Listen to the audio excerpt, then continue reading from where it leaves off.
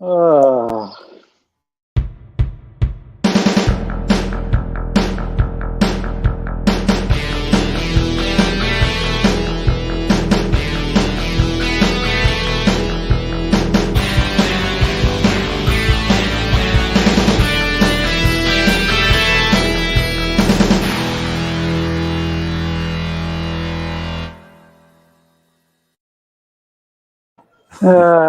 some idiot eating a bowl of Fruit Loops. Hola, amigos, and welcome to Mark Out Mania, episode 200, Yeah, part 2. 200 part. I'm Pedro Boy, que Texan Spaniard, and with me is James Extreme Sorno, aka Jim House. How are you? I am good, my friend. I am good. Staying hydrated. Thank you very much. Oh, and long time. Here we are. hey, look, it's the God of Thunder, the super famous, the Road Warrior Scholar, and Zeus King Dark. How are you? Good. Good to be here.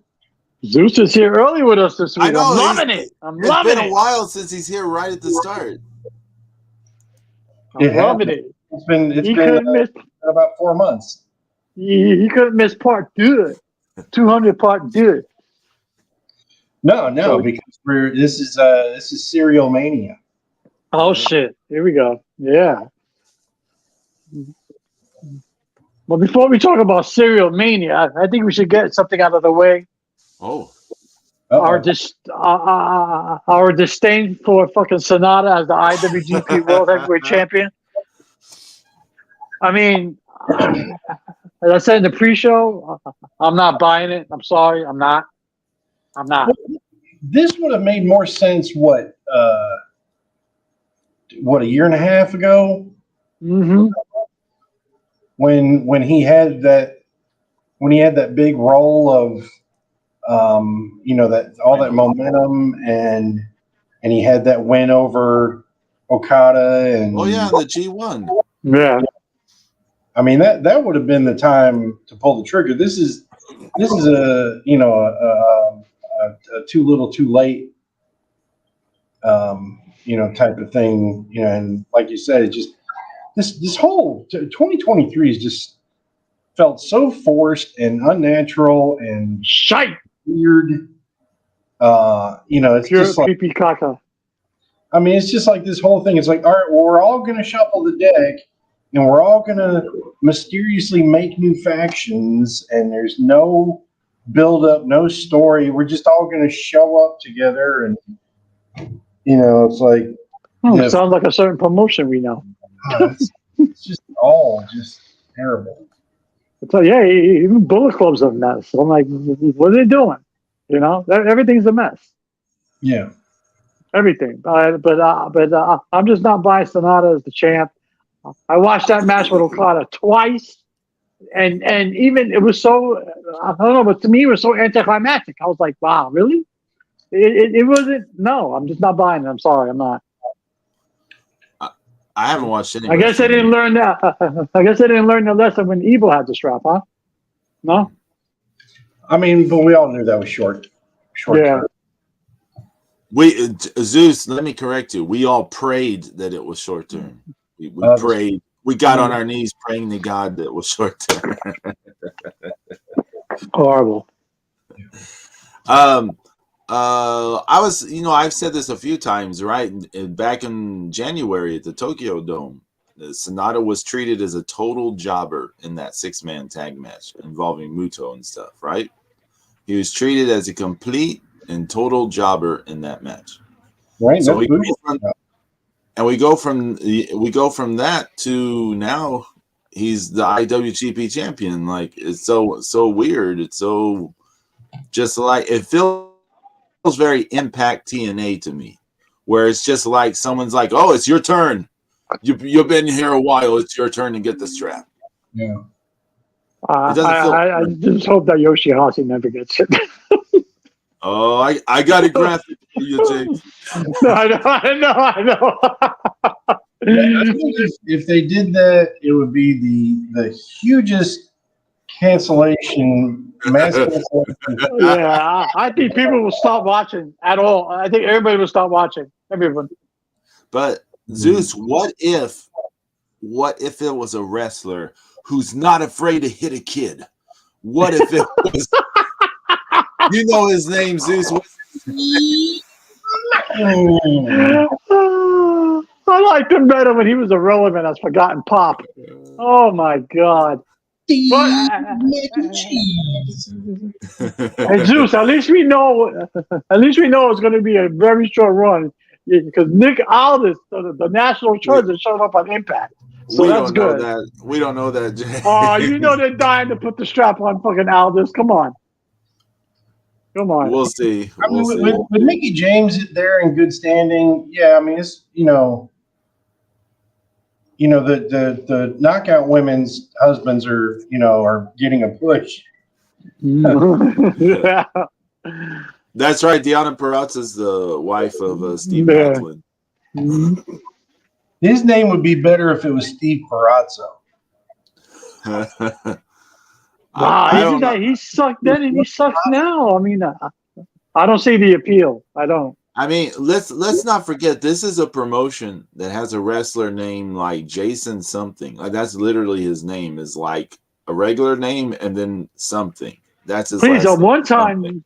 This is a promotion. At one time, they were pushing Jimmy Havoc. Remember that? Oh yeah. So come on, Jimmy Havoc sucked. Yeah. So no. I mean, Eddie Edwards was champion and treated as like the icon of the brand for a little bit. That tells you anything you need to know. I could buy Josh Alexander. Okay. I could buy him. I couldn't buy Eddie Edwards. Now, where the fuck is Moose?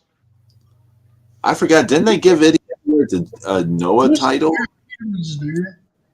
I think Eddie Edwards. He's kind of he's a good underdog. I like him actually. He's terrible. He's terrible. No. I mean, but the persona and how people respond to him. Okay. If you had seen him doing all the cheap cell phone Lucha Underground lo-fi segments, you would be like, oh fuck this guy.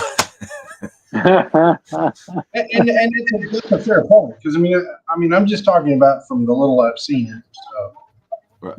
Hey, he was the GHC heavyweight champion in Noah for a time period. Can you believe that? Yeah. Who's it? Eddie Edwards? Shit. Yeah. Yes. Oh, shit, I don't remember that. Yep.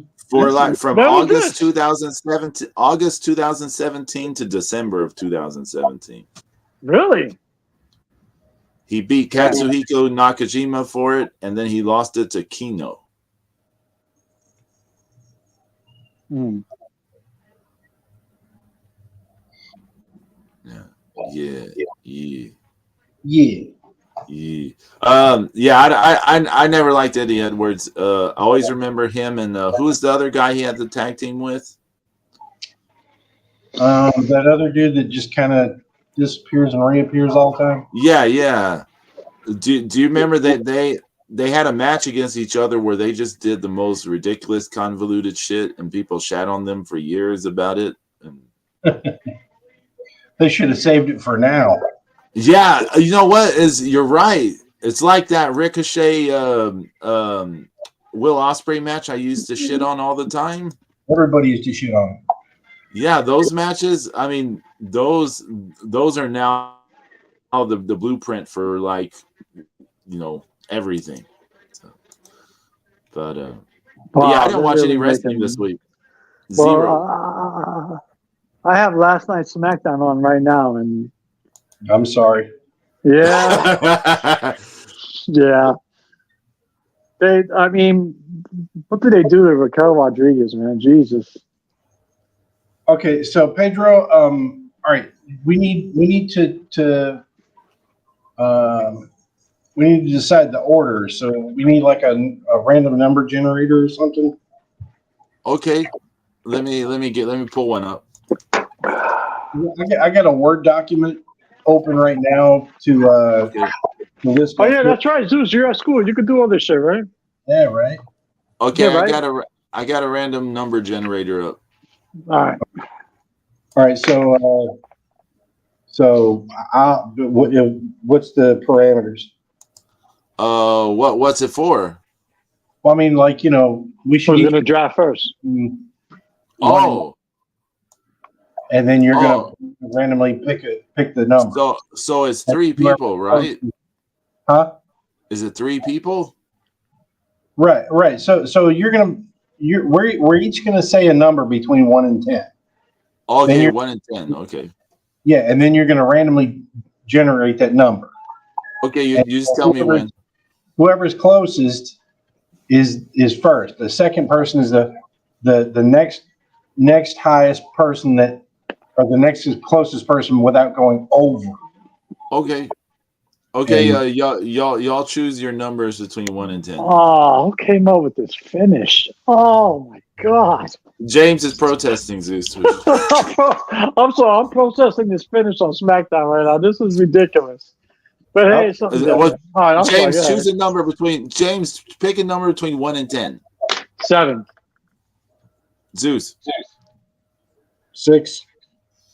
I'll go with 3. Okay. Here's the magic number. The result was 2. Let's do it again. So Pedro, you're first. Huh? No, James No, you're first. I'm second. James is third. But the result was 2. Right, you're the closest. Everybody was over. Okay. So you're first, Zeus is second, I'm third. Let's just do Okay. So we're choosing cereal, right? Right. Okay. So you got a document open, right, Zeus? So you can record this. Okay. So I'm supposed to pick a cereal. This motherfucker. What? Cinnamon Toast Crunch. Oh, I remember that. It was all right. It wasn't bad. That was pretty cool. Okay.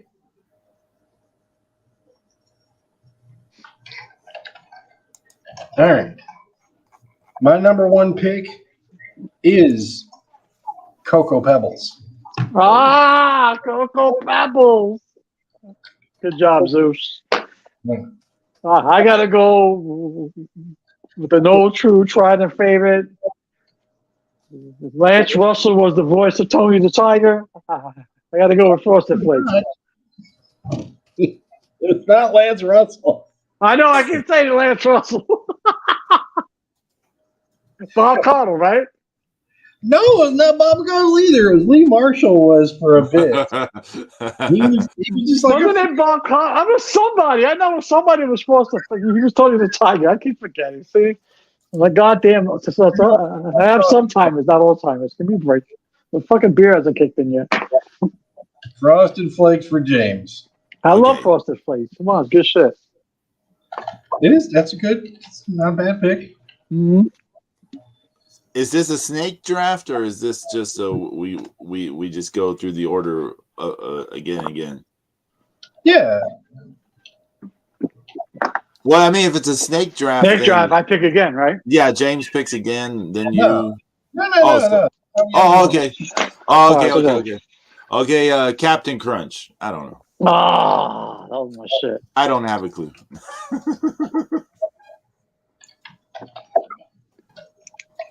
Captain Crunch. I love Captain Crunch. The roof of your mouth is going to bleed this morning. Yes. Yeah. All right. I am going to go with Blueberry. Oh, good job.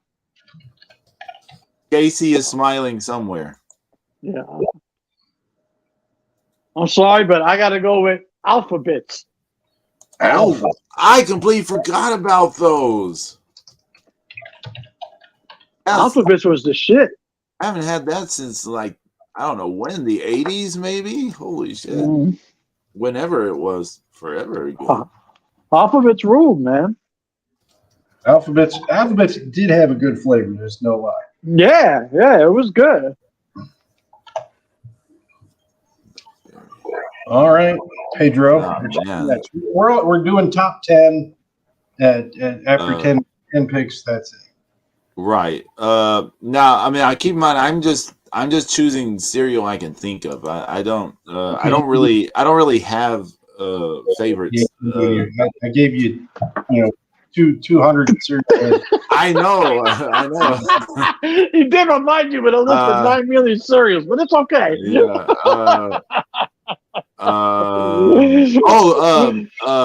Corn Flakes. Oh, that was a staple in my house back in the day. I'm gonna tell you why. My brother Nate, he had this a time period after he came back from the military. He had this weird thing. He would put cornflakes on a piece of bread with mustard.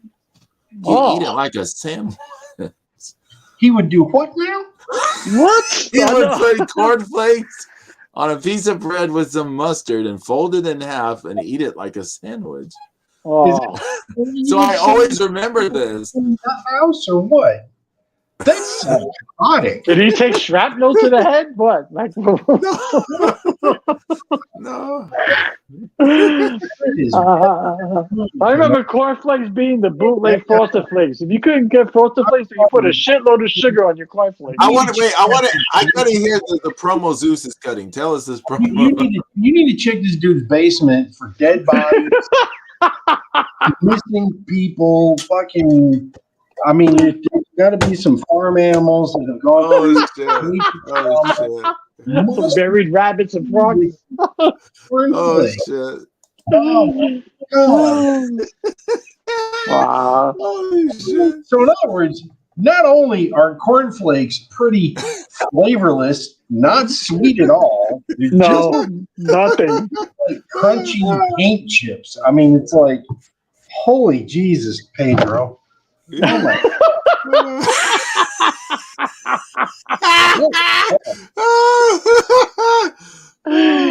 Of all the cereals, you picked cornflakes. It's like Quaker Oats and shit. What are you doing over here? You can tell I did no research for this at all. Your family better than this. Hey! You. My first choice, Cinnamon Toast Crunch. This is Stephanie's favorite cereal. That's why I went with that one because it's a good one. But you fell off, man. You went. How do you go from Captain? How do you go from Captain Crunch to cornflakes? I was just going off what popped in my head. It's just whatever. You know that every supermarket brand has a cornflakes? Yeah. Every supermarket. Pathmark cornflakes, Wallbound cornflakes, Publix cornflakes.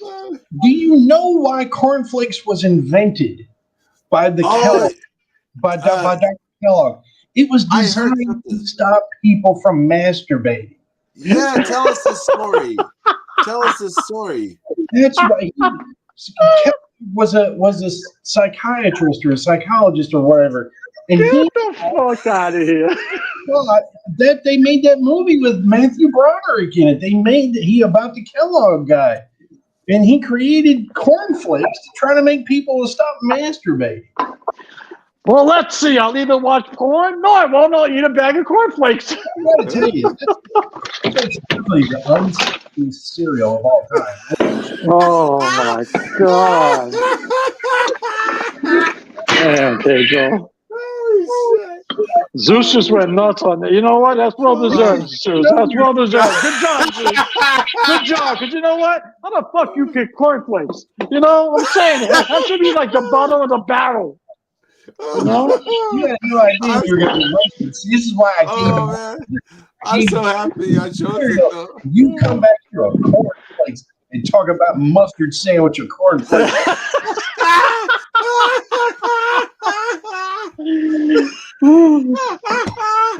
Somebody said Pedro little corn flakes will last for mustard. That's just ridiculous. Mustard sandwiches? Yeah, man.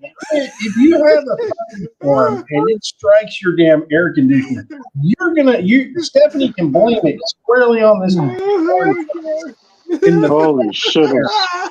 Oh, Zeus, it's your turn. Holy shit. Holy shit, Zeus. It's your turn. I'm still not over this. Holy shit. Hey, Zeus, I'm still trying to get over the thing with the mustard sandwiches with the corn flakes. I'm still trying to figure that out. I wasn't the one who invented that. That was my brother. Yeah, but you ate it, didn't you, Pedro? Don't lie. My brother Larry and I did try it at least once because we were like, "What the fuck is this?" Like we had to try it once, and then you're just like, "Oh, it's just mustard and cornflakes." You're like, "What's the appeal in this?" Like we didn't understand it at all. Cereal, man. I swear to God. We did. I mean, I don't know. We didn't understand it at all. Apparently, you didn't understand the assignment for today either. Oh man! Woo! Would you like me to choose again, Zeus? No. Just Okay, because Pedro's gonna fuck that up and get run over. Yeah, Zeus, come strong, please. I mean, oh my God! All right, I am coming in hot. Cookie Crisp. Oh, I like Cookie Crisp. It wasn't bad. It was all right. Original Cookie Crisp. Much Yeah. better than what's out there today. Nah, it's not the same. It's not the same cereal. It's not the The same. one with the burglar, right? The one with the burglar. Right. The one with Yeah. the burglar. I have a story about Cookie Crisp. In the 80s. I hope it doesn't involve mustard. There's a period of time they had this thing where if you had XYZ proof of purchase, however many it was, I think it was like 4, you would get Jazz, the Transformer, for free. And Jazz was my favorite Transformer. He was my absolute favorite Transformer. And so they bought like 4 boxes of this cereal, and I ate this cereal like and sent in all that stuff, and I got the Jazz. So I still have it somewhere, although he's kind of beat up. But Nice. Well, you got better taste in Transformers than you do with cereal. I would like to point out again my cereal choices. I'm just picking stuff off the top of my head. These aren't. I really have no favorites. But Thanks for being prepared, Pedro. All right, James, with the third pick in the cereal draft, you select Come to the Honeycomb Hideout. I used to love Honeycomb. Honeycomb. Honeycomb was good. It wasn't bad. It was a good cereal. oh my god. It was good. I like the commercial more than the cereal, but it was good. That's one cereal that the commercials sold me on. It was like, I want to go to the Honeycomb Hideout. So, like, I used to get the cereal. I used to make my mom buy the cereal, and like, I'll look inside the box for secret passage to the Honeycomb Hideout, and I was always disappointed in you because I never found any. I know. Hey, I was an idiot. What do you want? Oh no! Hell of a lot better picking corn. You're gonna love my next one, Zeus. You're gonna absolutely love it. Here we go. Fucking there. Go ahead. No, I did actually like this cereal when I was a kid. What? Raisin Bran. Ugh. Oh my god! What's wrong with this? Yo, where the fuck did you grow up? Telling you, man, you sound like you're from Battle Creek, Michigan, or something. Raisin Bran? Oh, 2 scoops? Raisins and sugar. We ate a lot of raisins when I was a kid. Oh, like my mom gave us a lot of raisins. Drench the raisins. Where the fuck did you live? Texas. Like the flakes are still flavorless. They're actually Isn't it? Aren't they bran flakes with just raisins on top? Yes, and some sugar. It's just terrible. Oh my God, that's you know what? You're 0 for 2, man. You bet. That was horrible. Oh man. Cornflakes and Raisin Bran. It's like, yeah, I'm regular now. Okay. Holy shit. What was that Saturday Night Live commercial, James? The colon blow? Yeah. Colon blow. There you go. Yeah. Oh shit. You're eating. Oh my God, Raisin Bran. That was just, All right, Your turn. here, I am going to pick one that was Zeus, come strong, please. excellent one. Niche, short time period, not around anymore. But Smurf Berry Crunch was an incredible. Oh, I used to see that back in the day, Smurf Berry Crunch. All right. Because All right. here's what it was. It was like having Captain Crunch's Crunch Berries, but it didn't destroy the roof of your mouth. Yeah. Yeah. Everything Captain Crunch killed your mouth. Yeah. It was good, though. But but you paid the price. Captain Crunch is all based around torture. Yeah. Well, if you're going to go that, Zeus, then if you're going to go there, I got to go Super Sugar Crisp. Oh, okay, sure. Yeah, Super Golden Crisp. Yeah, Super Sugar Crisp. Can't get enough of that Sugar Crisp. Yeah. Which one is it? Sugar Crisp or? They had Super Sugar Crisp, and then they changed it to Super Golden Crisp. Right, they've changed the name several times over the years. Yeah, but I bought it when it was Super Sugar Crisp. It was like pure sugar in a box.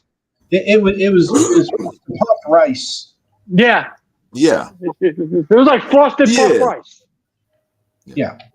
It was like brown sugar. Wasn't it brown sugar? Some shit like that? Or imitation brown sugar, or, It's supposed to be like, it's probably like honey and sugar. Yeah. And it was good, though. It made the milk a little brownie, which was kind of cool. Yeah. Yeah. Mhm. Overall, that's a good one. It's a good one. Yeah.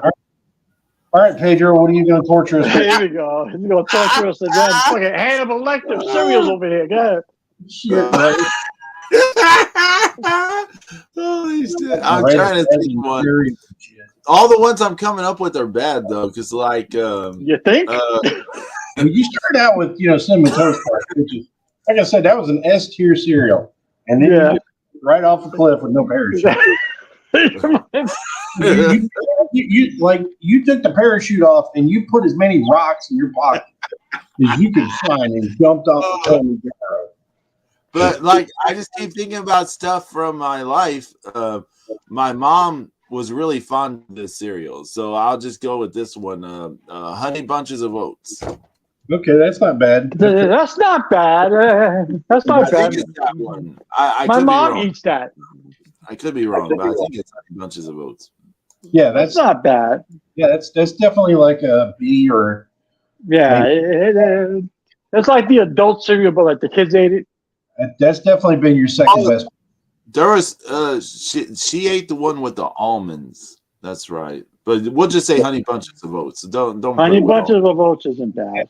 It had the slivered almonds in it. Yeah. Well, all right, Zeus. Yeah. For my next choice, I'm heading back to the monster cereals with Frankenberry. Oh, you fuck! I was gonna pick that. Good job. Good job. I used to like Frankenberry, man. Well, if you're gonna go Frankenberry, then I gotta go Count Chocula. All right. All right, because Count Chocula was the shit. I remember, because, a lot of my family is religious, and I would make my mom buy that cereal, and my grandmother would throw a fit. How can you eat the devil? I said, the devil tastes good. Now, for me, I would have to say that Count Chocula is the second best chocolate cereal after Cocoa Pebbles. Yeah, I like Cocoa Pebbles. It was good, but there's another chocolate cereal that's on my list, and then I'll get to it next. Hopefully, I mean, if the fucking Pedro pick it. To me, Yeah, I probably not. when my mom would buy Cocoa Pebbles on a Friday night, Sunday they were gone. Yeah, I like Cocoa Pebbles was good. The box was. I like Cocoa Pebbles. I like Cocoa Pebbles better than Fruity Pebbles. Yeah, all the fruit, to me, you won't find Fruit Loops or Fruity Pebbles on my list because that's all garbage. Yeah. All right, next, you tell me it's not Fruity Pebbles. Oh, you fucking hump. Go ahead. This another parent based one. Just because my dad likes this one a lot, even to this day. Corn Pops. I don't care for Corn Pops myself, but he likes. Corn Pops, Corn Pops aren't bad. It just, I don't know. I don't go crazy for them, but my dad likes them, so I'll throw them in. Just because I can't think of any. I don't really eat breakfast. You gotta keep this in mind. So. Yeah, but cereal is not breakfast. You can have cereal any time of day. It doesn't matter. Okay, I don't eat cereal for breakfast. I eat cereal for dinner. That's like high school, college days, James. I'm saying.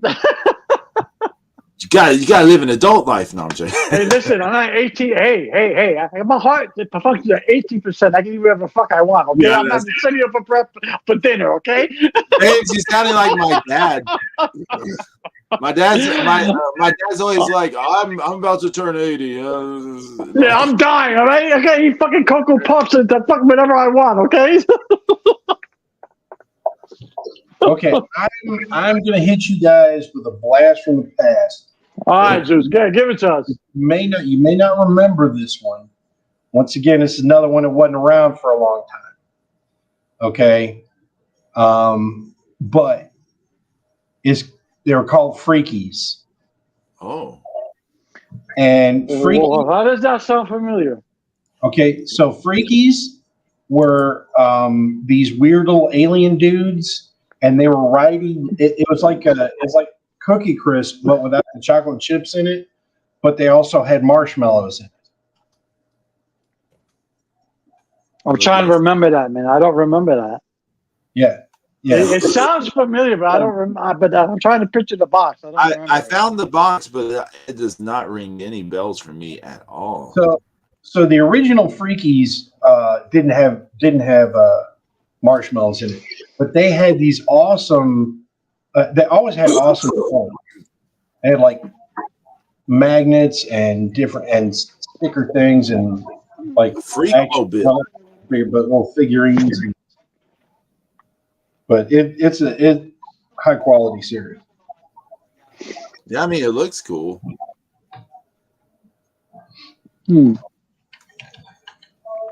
James, I gotta go with you said the best of the chocolate cereal was you said it was Cocoa Krispies, but you know what? Cocoa Puffs wasn't bad either, so I'm gonna go with Cocoa Puffs. Cocoa Puffs. That wasn't too bad.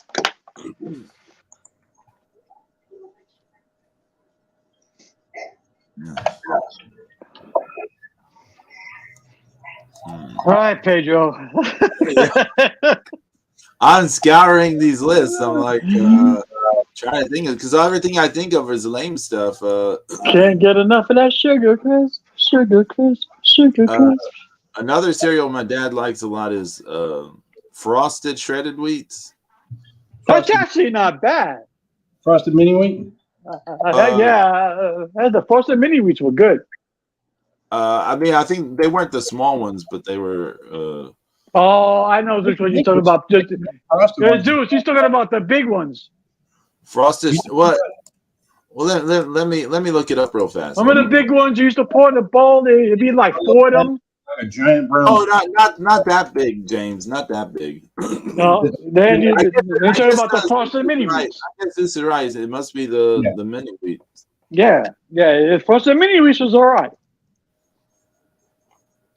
All right, I'm going back to the mainstream, to one of the most tried and true, one of the best cereals of all time. Another one that wouldn't make it through the weekend at my house, and that's Apple Jacks. Oh, A is for Apple, J is for Jackson. Good job, Zeus. There you Good go. job. Good job. Okay. It didn't taste like apple, but it was a cookie. It was a cinnamon. Yeah, it tastes like apple, but yeah. Yeah, but it was like a cinnamony, kind of a, sweet. Well, I gotta say one that definitely didn't make it in my house because before they came out with the frosted version, I used to put tons of sugar on it. Okay, Rice Krispies, Rice Krispies. Okay. snap, crackle, fucking pop, baby.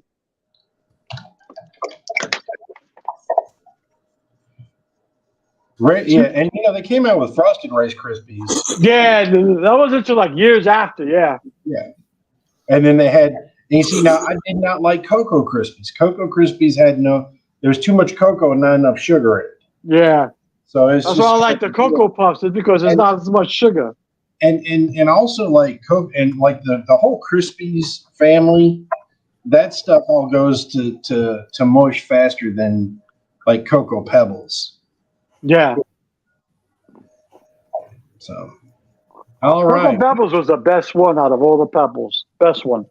Yeah. Fuck Fruity Pebbles. Fruity Pebbles suck. Yes. For the first pick of the 7th round, Pedro, what you got? Oh, we're in the 8th round, aren't we? 1, 2, 3, 4, 5, 6, 7. Yeah, 8th round. Yeah. Golden Grams. We did eat those a lot. Oh, I remember Golden Grams. Oh. Golden Graham solid cereal. It's a B. It's very the only thing about Golden Grams I just didn't like is sometimes it kind of felt like there's like a waxy coating on it. Yeah, and they got soggy really fast. Yeah, They did not stay crunchy. Was definitely the better version of Golden Grams, and I think part of the problem is that Golden Grams is it's whatever the wheat or whatever is in there that makes it up, whereas Cinnamon Toast Crunch is more of a it's rice and wheat flour. And I tell people this all the time, like whenever they ask me, like when I tell people about horchata, and I'm like, do you like Cinnamon Toast Crunch cereal milk? And they're like, yeah, I love that. And I'm like, well, that's what it is. It's rice water with sweetener and milk and cinnamon and sugar. That's basically what horchata is. Cornflakes.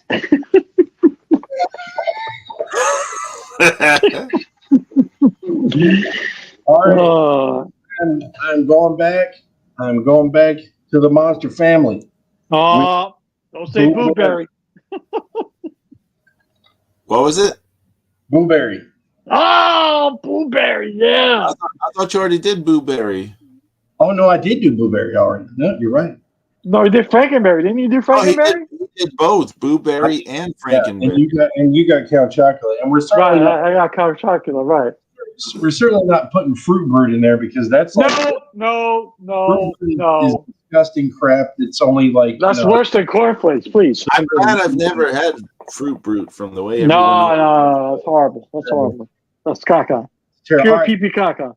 All right, so I'm going back. Another niche, limited time cereal, Mr. T. You know what? I used to see the box of that in the store, and I was like, nah, I pass. I never got into the Mr. T.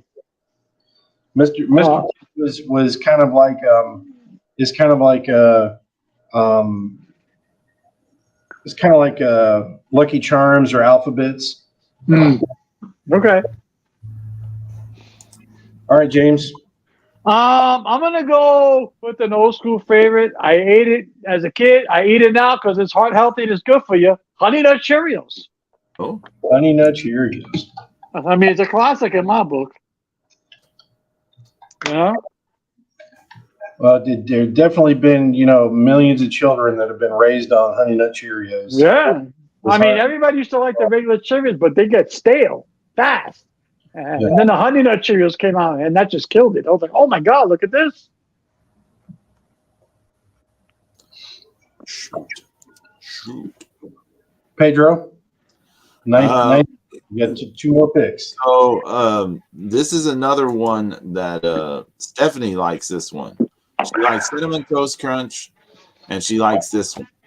And she does not like Honey Nut Cheerios. She likes just plain Cheerios. So Cheerios.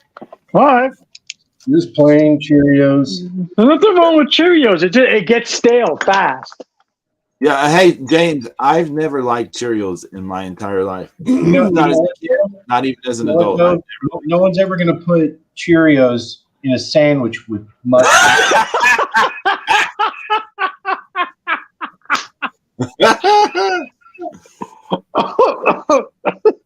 Oh, Zeus, you're fucking killing me, man. Menu item in a restaurant, I'm going to put a sandwich and mustard on it. We'll have a picnic. Here's some cornflakes and mustard on the sandwich. Yeah. It's going to be on the do your hate yourself. Like for all the single people coming out on Valentine's Day, it's like if you want to take away the feeling of how bad you feel emotionally because you don't have anybody on Valentine's Day, you can eat one of these sandwiches and the pain that your body's going to go through your stomach and everything else. So you're going to forget about the emotional day. You're going to forget about that after eating the cornflake and mustard sandwich, which we may actually call that the Pedro. Why is it the Pedro? It's the Pedro. But I didn't make it. My brother Nate is the one who came up with it. You didn't know when to not share. I didn't know when to not share. This a policy of truth. Song is coming. This is the classic shooting. In Sparta, we shoot the messenger. Okay. Yes. Brian Bell is saying, part 2, what's going on here? Brian Bell, welcome. They wanted to do a part 2 to episode 200, so we're doing it. We're in the middle of a cereal draft. World's best cereals. Breakfast cereals. If you want to suggest some cereals for me to choose, please do, because I am doing very badly at this. But you're doing terrible. Okay, you're no good. I am going to go with a woven grain cereal, the best one of all of them. Go ahead. And that's Life. You know what? I like Life. I thought it was good. It was okay.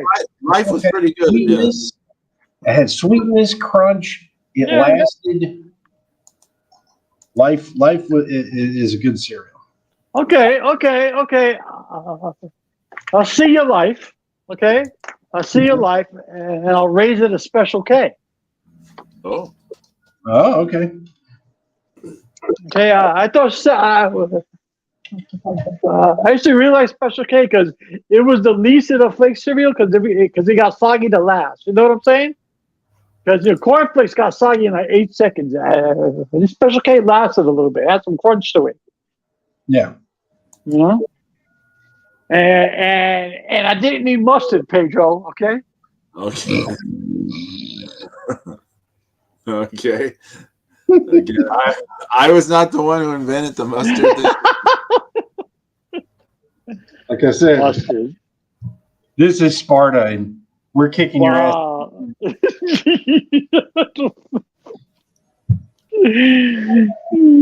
That just fucked my whole shit up. Oh my goodness! All right, Pedro, with the 10th pick, the first pick of the 10th round. We ate this sometimes as kids. We seemed to like it when I was a kid. Kix. I don't really remember it too much. I always thought Kix was a bootleg cereal, but it wasn't bad. It was all right. Well, it's definitely in his top 5 picks. That's for sure. It was in the Texas part of town. Yeah. It's another one. Its averageness makes up for it being overly flavorful. Yeah. Holy shit. All right, so I'm going to dip into one that's kind of like it was kind of, to me, it was like a combination of two other cereals, and I'm going to claim Reese's Puffs You because know what? I tried that once and I was like, Reese's Puffs to me was like Cocoa Puffs and peanut butter crunch mixed together. yeah, I wasn't a big fan of peanut butter crunch, so that's why I wasn't, yeah.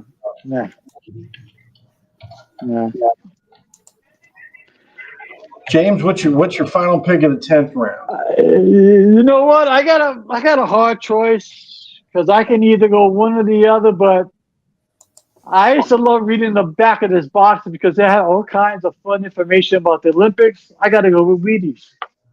Wheaties. So, and when Wheaties go soggy, you can spackle the holes and cracks. Yeah. After it went soggy, it definitely turned into joint compound. You know what I'm saying? It became a substance Yeah. any other, and it was like it not only would it would settle and form this substance, after it would dry, it would form a completely other substance. You know what it was? It changed the chemical composition of the milk. It did. It like absorbed it and like turned it into. It was like eating joint compound with Elmer's glue. Yeah. Really, yeah. The taste good coming out of the box. If we could come up with two more cereal, not all of us, we just need two more. Corn Chex. We'd end up with 32, and we could do a tournament. I have the jobber list, like my 10 is like the jobber list, so you have easy people to job off. I mean, nobody picked Lucky Charms, right? Right. Or Apple Jacks, right? No, Apple Jacks was picked. Yeah, I've got you. Yeah, Corn Chex. You have Rice Chex. How about Total? Oh, Total. That was pretty decent cereal. How about let's see, off the top of my head. Now Chex Mix was the best of the I like Chex Mix. It was all right. It was all right. Because it was like an explosion of flavor in your mouth. If Chex Mix stayed around too long, my mom was going to throw it in the oven with some Worcestershire sauce and make Chex Mix. Brian Blair. Podcast. If someone came in with no idea what you were talking about, they would wonder about you guys. We're having a draft, like a cereal draft. Be Brian Blair. You have no idea because you came in after the cornflake and mustard sandwich was debuted. Yeah, that was brutal. Oh, shit. And personally, like, doesn't he live near you? No. He lives in a whole other state. Yeah, who lives near you? Well, thank God he lives in a whole other state because I wouldn't want to be next to someone who had fucking mustard and cornflake sandwiches. I don't have. There was my brother who did that. Once again, kill the messenger. Rules of the, Can't get enough of that sugar, Chris. Yeah, and we nobody picked any of the other Captain Crunch cereals like peanut butter crunch or the peanut butter crunch. All the other crunch cereals were suspect. Yeah, so they all killed your mouth the same way. So if we if we are in agreement and we say Lucky Charms and Chex Mix, that makes the 32. Right. Okay. Run with it, Zeus. Run with it. Make your tournament. Okay, I will. I got this in a Word doc. I gave you the jobber list, so you got jobbers. Oh, look at this! So next week on SmackDown, right? It's Sami Zayn and it's Sami Zayn and Kevin Owens against the Usos for the World Tag Team Championships. Isn't that a coincidence? Right before fucking Saudi Arabia show. Okay, oh, that's right. But they're going to Puerto Rico next, aren't they? Yeah. Oh, I see. They're going to drop the belts before. The Saudi Arabia show. You see, I knew something had to happen. And Kevin Owens in America. Yeah, there's no way. There's no way Sami Zayn and Kevin Owens are going to fucking Saudi. I mean, one would think. Yeah, I mean, unless WWE want to throw enough money at them, but still, they will have issues in Saudi, wouldn't they? Well, just especially Sami Zayn. Sami Zayn, yeah. I mean, Kevin Owens doesn't have any religious, cultural reason to be in trouble there, but no, but Sami Zayn does. Sami Zayn does, yes. Yeah. I bet you Sami Zayn's not eating mustard cornflake sandwiches. Oh my god. Oh my god. Come to the Honeycomb Hideout. Come to the Honeycomb Hideout, but if you bring a sandwich with cornflakes and mustard on it, kicked out of the treehouse straight down to the ground. So, what was the best cereal and the worst cereal to eat dry? I don't know. I think Cheerios and the Rice Chex was all the Chex cereals good eating dry. Oh, dry! I thought you said dry. No, dry. Once again, the torture known as Captain Crunch and his family of cereals. Yeah. I'll just kill your mouth. Eat dry, yeah. Now, all right, here is possibly the worst cereal of all time. Grape Nuts. I was about to say. That's horrible. Yeah. I remember my dad tried to get it a few times when we were younger, and all of us kids rebelled. We protested. That's it. We protested. If you could eat a whole bowl of that before it turned into mush, you were chowing down. If you could eat a whole bowl of Grape Nuts, you were over a certain age. I ain't fucking with Grape Nuts, man. No thanks. That's just nasty. I couldn't eat it. No. So I don't know if I've told you all this famous story of my mother from like 1977 or something like that. And so that her rule for cereals was that for every sugar cereal, I had to eat a box of healthy cereal. Oh, right. And so of course that box would last a lot longer. Well, one morning we had Grape Nuts and and the sugar bowl was empty. So I asked my mom if she would fill the sugar bowl. Well, my mother would keep the bag of sugar underneath the cabinet inside of a cloudy plastic bag, because sometimes a 5-pound bag of sugar lasts for a while. And unfortunately, that's exactly how she would keep the 5-pound bag of salt. I'd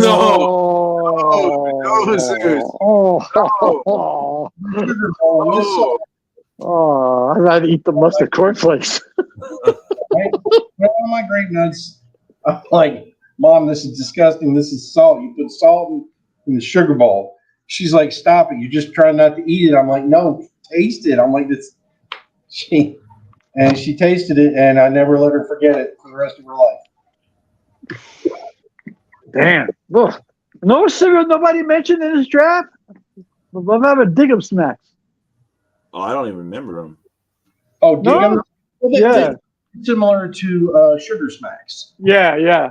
Okay, Sugar Smacks, I know. The one with the frog? Yeah. Yeah, I know that one. I wasn't crazy for Sugar Smacks. It had kind of a caramelized roasted sugar thing on covering it. Yeah. Right. And you see, here's the thing: is they were Honey Smacks before they were Sugar Smacks. Right, juice. Right. Yes. Putting honey into it, that's when they got in trouble. Yeah. To change the name to Sugar Smacks. Right. Which was the same with Honey Golden Crisp and Sugar Crisp. Same thing. Mm-hmm. Went through different name changes because they were liars. Somebody should have came out with a mustard flakes. Damn it. Yellow flakes in your cereal. No. Cereal, not That's terrible. And you use Frenchie's or fucking Golden's mustard. Grey Poupon shit. I use Grey Poupon on my corn flakes. They knock on the window. They knock on the window like. I'm sorry. I need Grey Poupon. Do you have a spoon and some milk? B. Brian Blair is going, what the fuck are you idiots talking about? So I'm gonna read off everybody's list. So for James has Frosted Flakes, Alphabets, Honeycomb, Sugar Crisp, Count Chocula, Cocoa Puffs, Rice Krispies, Honey Nut Cheerios, Special K, and Wheaties. I have Cocoa Pebbles, Blueberry, Cookie Crisp, Smurf Berry Crunch, Frankenberry, Freakies, Apple Jacks, Mr. T, Life, and Reese's Puffs. And Pedro has a big list of garbage.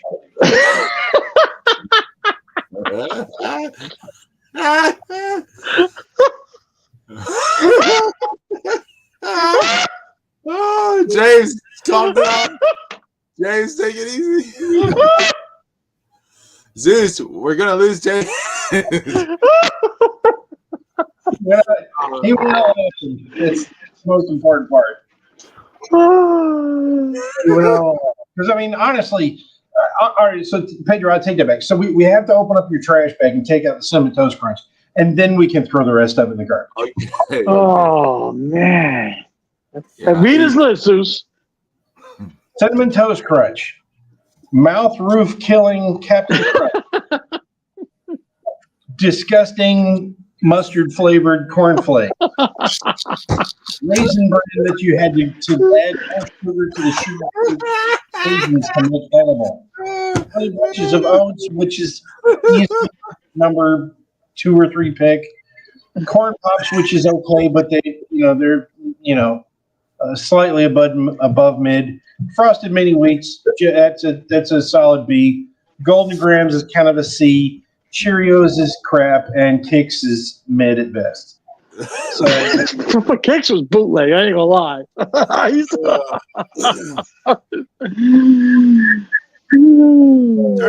There's one I can't remember. It used to be. It was one of the round ones. It didn't have a hole, but it was like a round.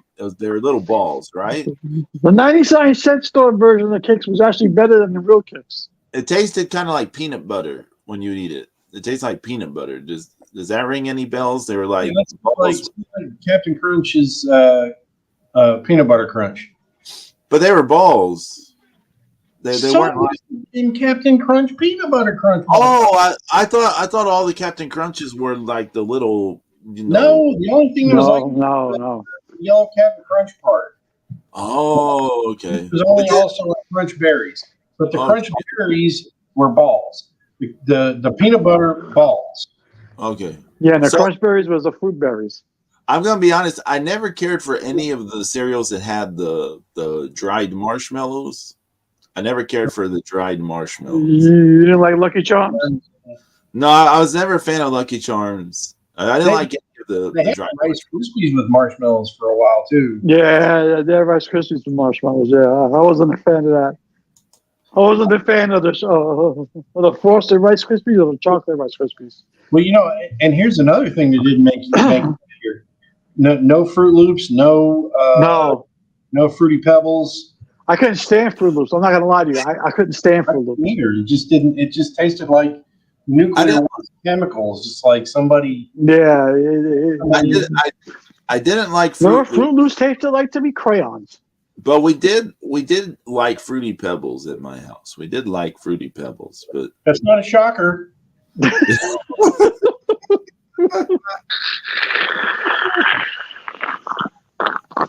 Here's something we've learned. The successful between a Texan and a Spaniard produces the worst taste in breakfast cereals.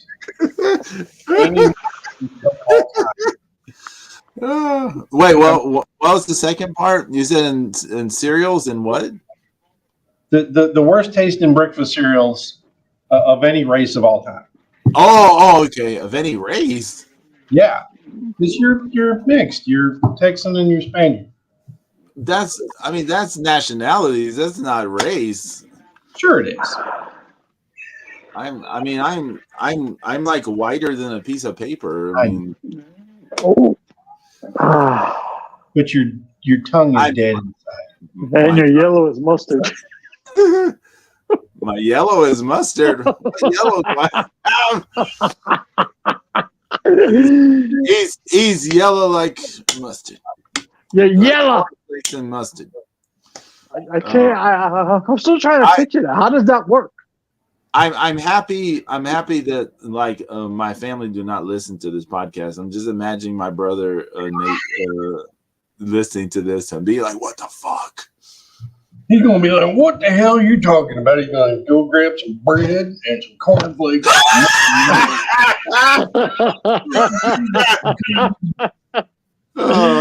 Oh my God! There's no disqualification match I'm watching. Any time of the day, you can just get you a big old bunch of cornflakes. Get you a big jar of French's yellow mustard. when we go off there, don't toast that bread because you don't want any more crunch. Get that Wonder Bread. You know, the one with the colored dots. Yeah, get that Wonder Bread and just spread that mustard on there with some crunchy chips. When you want the cornflakes to peel that bread off the roof of your mouth. Yeah, fold it over. It's explosion of flavor. Oh man, when we get off the air, remind me to. I'll tell you why. Is what everything you said is so not like this dude, but yeah, we'll talk about that off the air.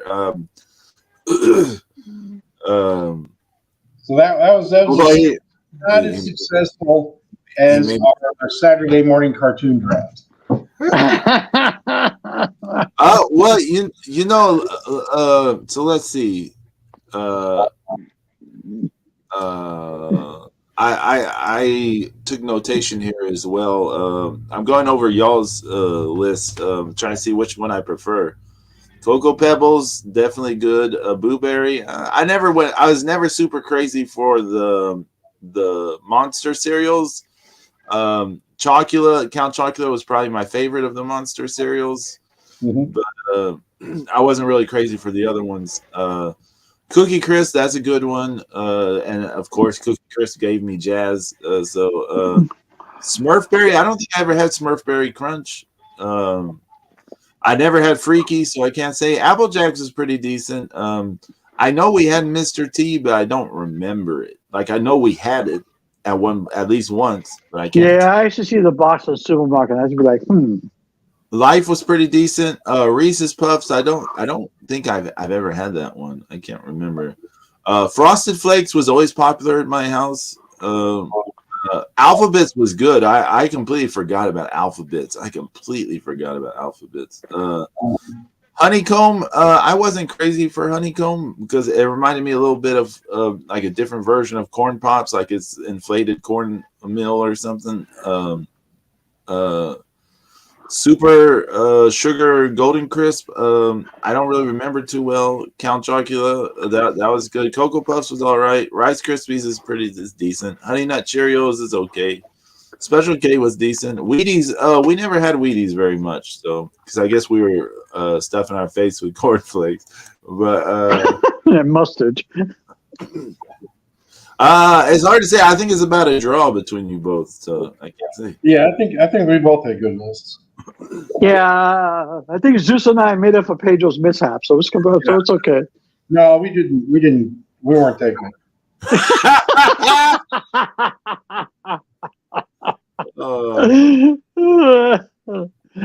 Holy shit. Run up that abomination. Yeah. I'm going to cut the roof of your mouth with Captain Crunch. Hell. This makes me think like the rest of my life I need to be trying every cereal there is to be like, what is my actual opinion on cereal? I don't know. We ate a lot of hot cereals, oatmeal, malto meal. I mean, I think our candy episode was better than this too. Yeah, I think our candy episode was way better than this. We had Melissa way better. too. Come on, way better.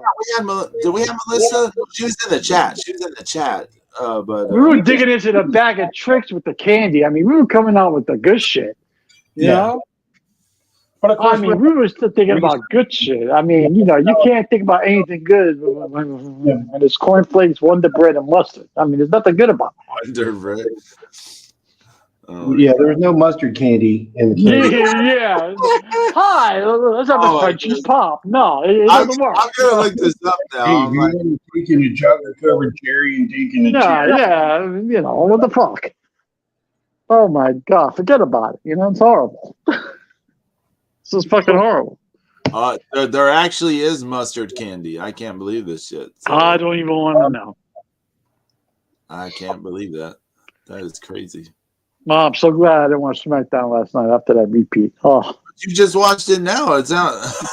Yeah, I know, but at least I'm not paying attention. You see what I'm saying? Like I had it in the background, and that's what I normally do. You know what I'm saying? Because I have SmackDown in the background. But it was like, every time I looked, I'm like, oh.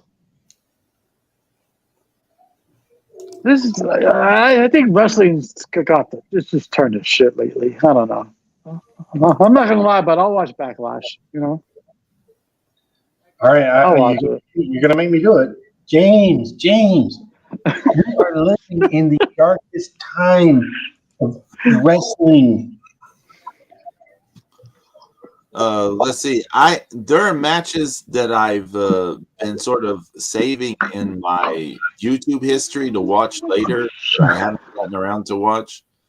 Let me see. So these matches include Houston Wrestling, Dusty Rhodes versus Superstar Billy Graham from 1980. That should be good. Superstar Billy Graham versus Dusty Rhodes Bull Rope match from Madison Square Garden, August 28th. That's really good. Yeah. A Superstar Billy Graham versus Dusty Rhodes, Madison Square Garden, 1977. What else I have saved away to watch in the future that I haven't gotten around to? There is some other stuff. I just gotta find it. There's a ton of music, of course. Always music in my YouTube history. Everybody was talking about how John Moxley's always bloody. Oh, he has the best, bloodiest matches. I said, yo, my man, you want to see a good bloody match? Go back years. Madison Square Garden. Sergeant Slaughter versus Pat Patterson. That's a bloody fucking match. And hello, they got busted open the hard way. Okay, John Moxley trying to fucking blade himself. I mean, he should just come out with Edward Scissorhands gloves on. He should come out with a designer blade. John Moxley's blade. It cuts, it slices, it does it without you knowing. It should do shit like that. That'd be awesome. Come on. He can sell a rubberized version to kids. It bleeds ketchup. Come on. Ketchup. Here's some matches I haven't seen yet. It's Kevin Von Erich versus Harley Race from 83. Kerry Von Erich versus Greg Valentine from 83. Oh, that should be interesting. That should be interesting. You heard about happening much? You know what I'm going to move for? What? A good Midnight Express, Rock and Roll Express matchup. Did James? Did you watch the Fantastics versus Midnight's from Houston. Yes, I need to watch that again. That's such a great match, man. The Fantastic was so underrated. I thought that was such a good tag team. Yeah. You know, they had badass matches with the Midnights. You know? You got on YouTube. Let's see. There's Midnight Express versus Rock and Roll Express from May of 1984. There's one from Great American Bash 87. I think that's the match. There's the Skywalkers match from 87 as well. Well, no, that's just a minute clip. Never mind. Oh, here's what James really wants to watch. What am I saying? He wants to see the new Midnight Express versus Rock and Roll Express from 19. No. Audacious Bart. Audacious Bombastic Bob? Yeah, no thank you. Bob Holly, please. And you know what they are? They are the cornflake mustard sandwich. Midnight Express. Midnight Express. Hey, they got a lot. They got a lot of. Hey, Zeus, how did I know you was gonna say that? We got a lot of 1986 matches between them, like from NWA television and stuff. Yeah, on YouTube. I'm saying. What was the fantastic match I wanted to see from Smoky Mountain? Damn, I can't remember. June of '85. That has to be interesting. You don't really hear much about wrestling in Oklahoma. Zeus. What's that? What was the match at Smoky Mountain where the Midnight Express pulled off the covers? It was they had a guy standing in the middle of like the crowd. And they took the cover off. It was Arn Anderson. Oh, remember that? Yeah, vaguely. Oh man, it was such a good match too. Shit, I can't remember who they fought. It was him and Bobby Eaton had that feud in WCW and fucking NWA, and then all of a sudden he was like, "I went down to the NWA. I came back, my greatest enemy." He became our ally for this match. They pulled off the color. It was Double A Arn Anderson. Yeah. I was like, "Holy shit, Arn Anderson's fighting with the Midnights." I was like, "What? Wait, he was just fighting with fucking Tony Blanchard." Well, I think that was a little after that, though. Because right. You got to remember that Bobby and Arn were tag team champions in the Dangerous Alliance. That was before that, though, wasn't it? That's what I'm saying. Yeah. Can't say it's like, oh, you're my greatest enemy when Yeah. They spent the better part of a year as a tag team. Yeah. Smoky Mountain Wrestling is one of those things I have not seen yet. It's like it was actually pretty good. It was actually pretty good, Pedro. It was the birthplace of the gangsters. Remember? Right. It to me, Smoky Mountain was really hit or miss. Like most of the quality that's of the footage that's around is crap. Yeah. You who owns that footage? Who Vince? Yeah, but he doesn't put all of it out. That's the problem. So a lot of it's just on YouTube. Yeah. So it's I don't know. It's just to me it's very hit or miss. I thought there's some things that they did well and some things not so much. Yeah, they had that whole shit with Hot Stuff Eddie Gilbert back in the day, and him at Primetime Brian Lee. Remember that shit? Yeah, I mean, you see that whole time period though is kind of it's all really muddy where people were kind of going back and forth from ECW to to WCW back to WWE. There was a lot of floating around back then. It's kind of I think there was some good little bright spots here and there, certainly, but like there was a lot of people who couldn't get any momentum by not having something happen. Oh, the birthplace of Tammy Lynn Bitch. The whore of whores. No, I'm sorry. That's Melinda. Still. I'm gonna tell y'all what is the mustard cornflake sandwich of wrestling right now. And that is any and all promos and segments involving Sasha Banks and Stardom. Oh, I you see that cannot. last one of Maya you were telling me? The press conference one from today. I didn't see the one from today. I'm talking about the one that was in ring. Yeah, that one's terrible. The backstage stuff after that is terrible. Then they have a press conference one from today that's like is also like so. It's like embarrassingly like. If someone saw this, I would like. I don't watch it. I don't watch women's wrestling from Japan. Well, they're gonna put the belt on Iwatani now because I is don't this Sasha Banks contract up? I have no idea. I don't know. She signed a year deal, right? It was just a year with fucking New Japan. I don't know. Who knows? Here's something interesting and kind of down a different line. That I saw on Twitter today. From the history of Canadian pro wrestling, they were talking about this day in history was AWA Wrestle Rock 1986 took place. Ooh. Oh my God, Wrestle Rock! I remember that. Right, and this guy put up a few highlights from Bulldog Bob Brown versus Giant Baba. Oh, Right. Oh wow. And yeah, so like my brain starts working after I'm watching this, and I'm like, Baba must have stayed, this must have been right at the same time, or real close to the same time as the '86 Crockett Cup. Remember, because Giant Baba and Tiger Mask. Right. right. That's right. Yeah. And it turns out that Wrestle Rock was the day after. Oh. Yeah.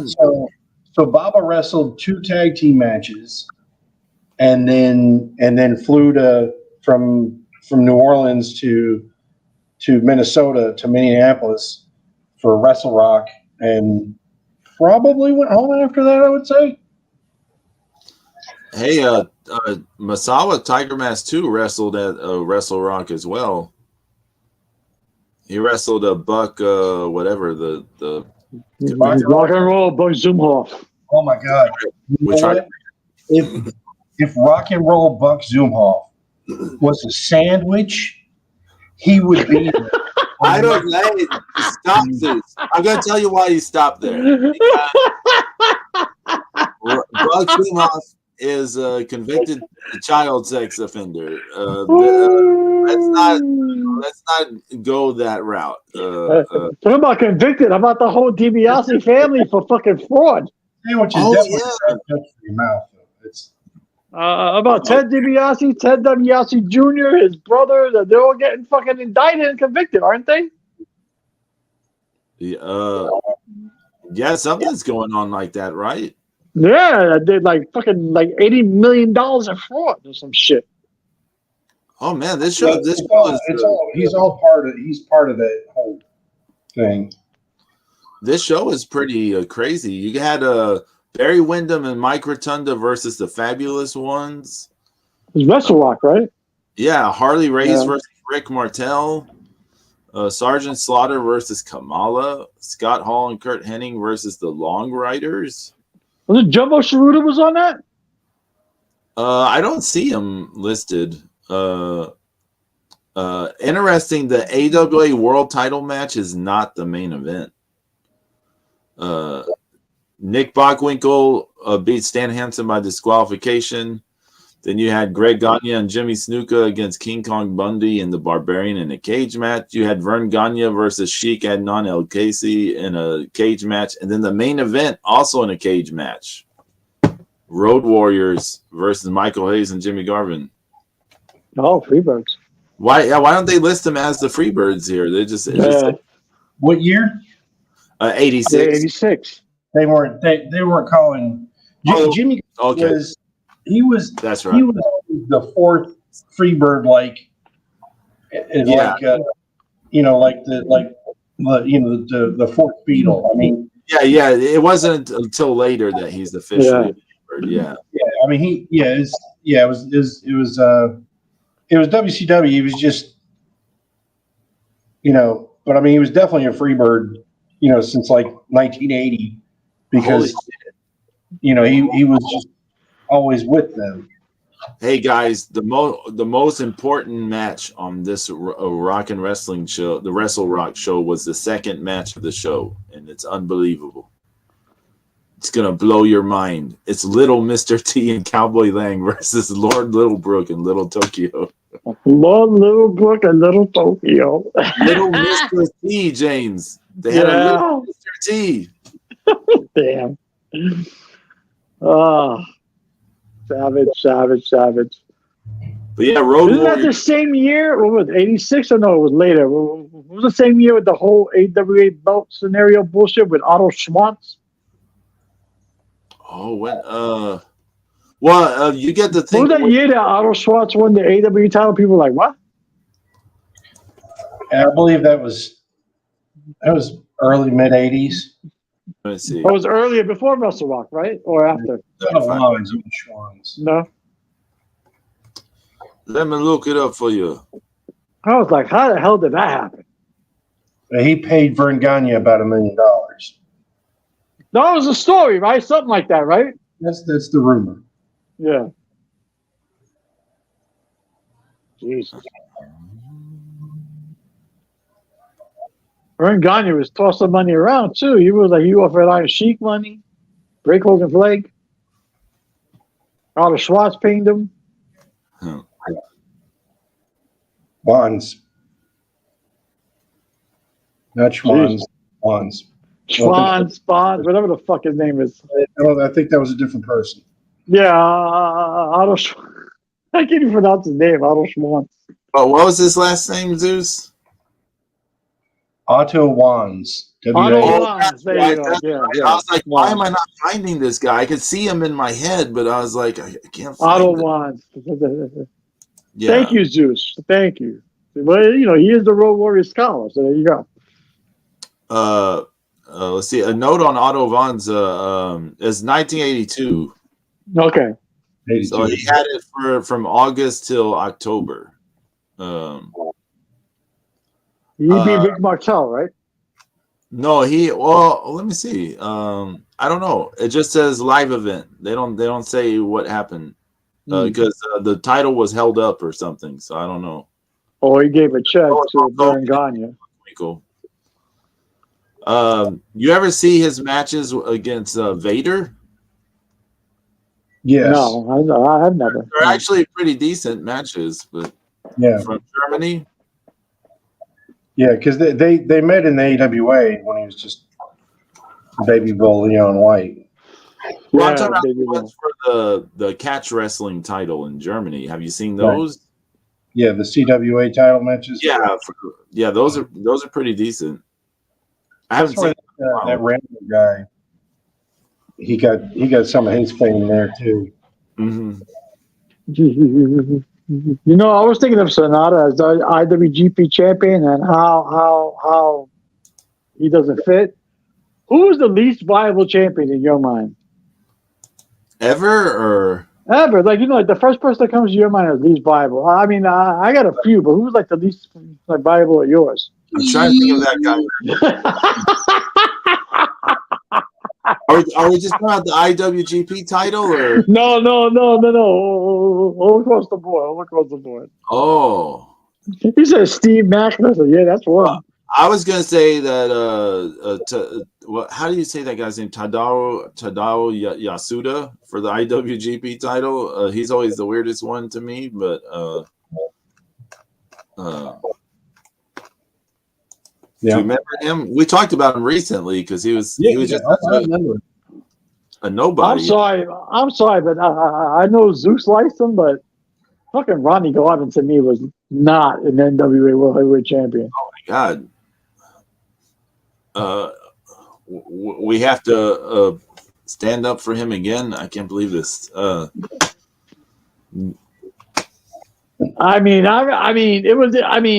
Remember Tommy Rich? That was brutal. No, man. No, not at all.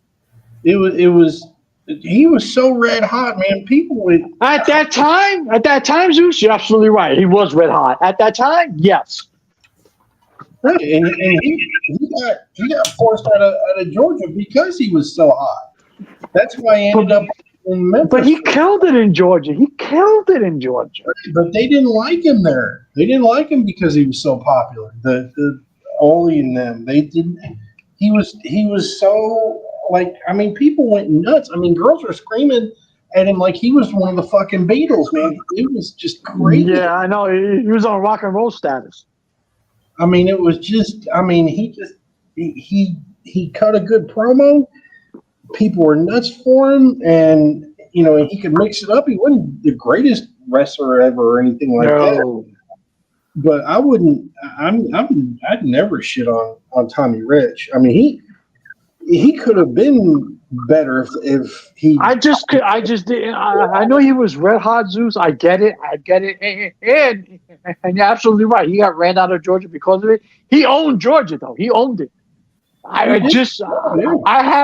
have a trouble with him as a world heavyweight champion. I do. I mean, I like Ronnie Garvin myself, but I don't have no, I wasn't. I know Ronnie Garvin was over, but once again, I wasn't. I was not a fan of fucking Hands of Stone.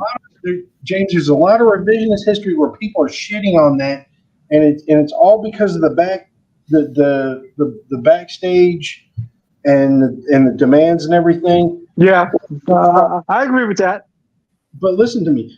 From like 1983 or 1982 forward, people were calling Ronnie Garvin the uncrowned champion of the world. Okay? That was one of his nicknames. He was constantly at or near the top of the card because he was able to have great matches and beat the shit out of people. And he was like one of those first like nearly invincible good guys. True. I'm not arguing any of that. Absolutely true. So when I see all these people that shit on him later on for not wanting to be a 5-day champion and held the belt hostage for 90 days, it doesn't bother me one damn bit because there should have been a better agreement made in the middle, right? See, I don't blame Ronnie Garvin. I blame management because they fucked up. I don't think so. I mean, yeah. Overall, the way it was handled, yes, that was bad. But it was not right. It was bad, yeah. Because if you're gonna accept the belt, Zeus, right? If I tell you, Zeus, you're gonna be champion for 5 days, yes or no, and you say yes, I expect you to honor that agreement, right? Well, we don't know any of that agreement. True. Okay. And the was is however it came down, that's what happened. But I think people unjustly shit on Ronnie Garvin. Fair enough, because I shit on him all the time. I'm not gonna lie, I do.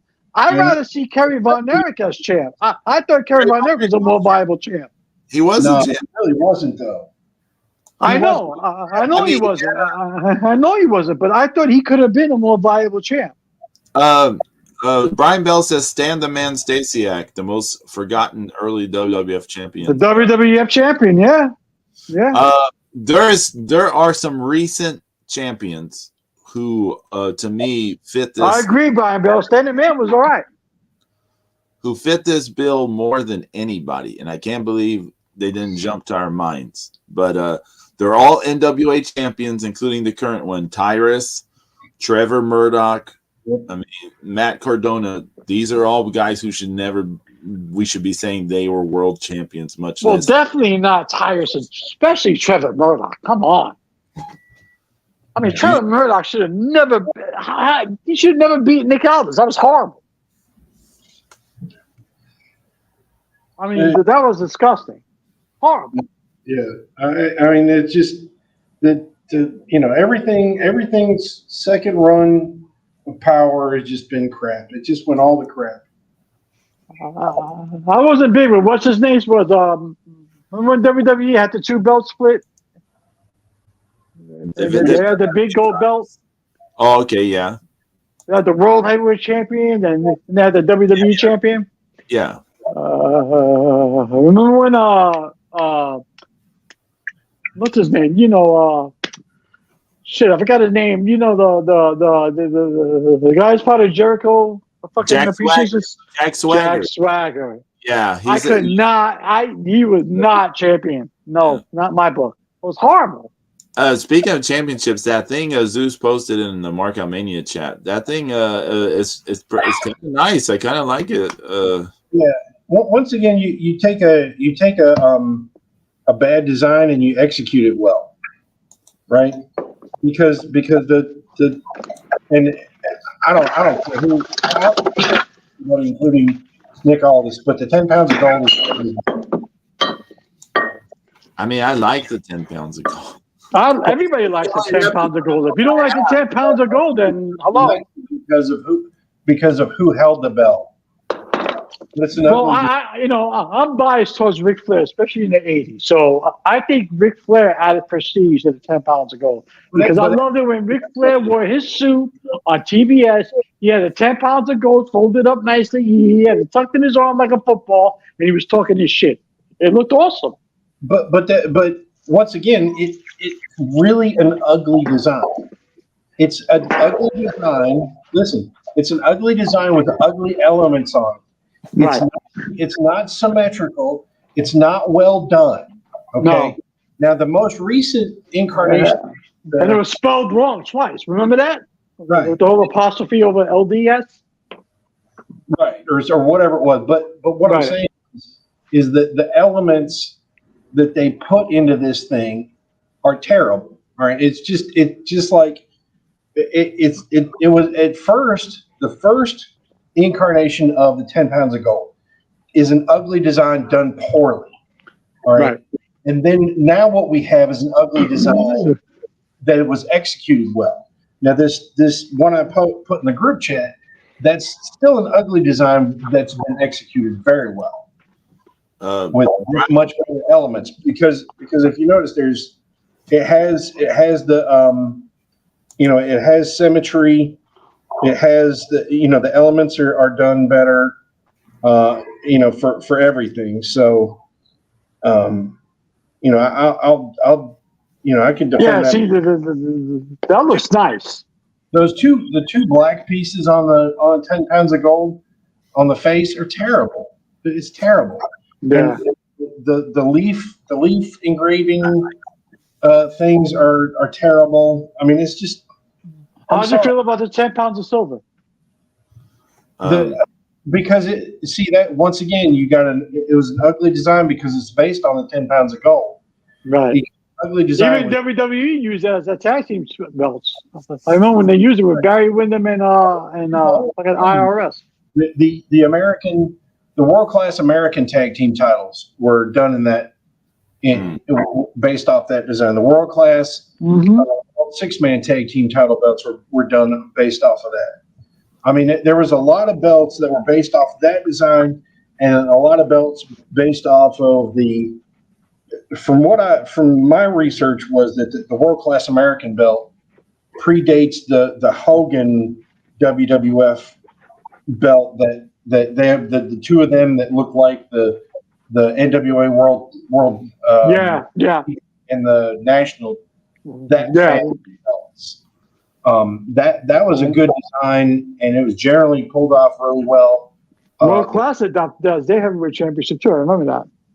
The Pacific title, Pacific Northwest titles that were based off that national and world TV title design are pretty okay too.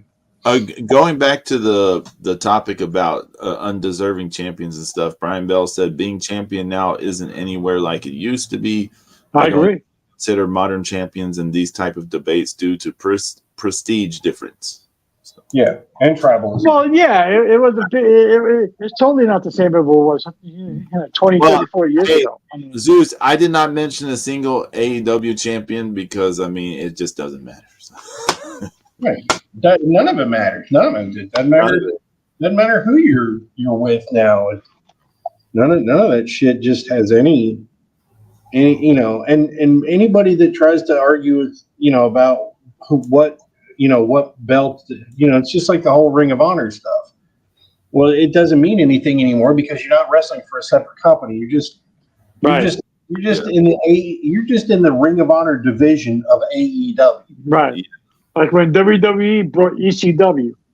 Right, and WCW, all that. Right.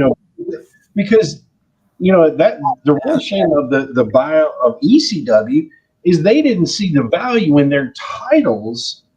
They didn't even bother to unify the ECW belts into WCW and the WWF. Right. Like no, just stop, just make them disappear. Speaking of like the way people treat other promotions, championships and champions and stuff.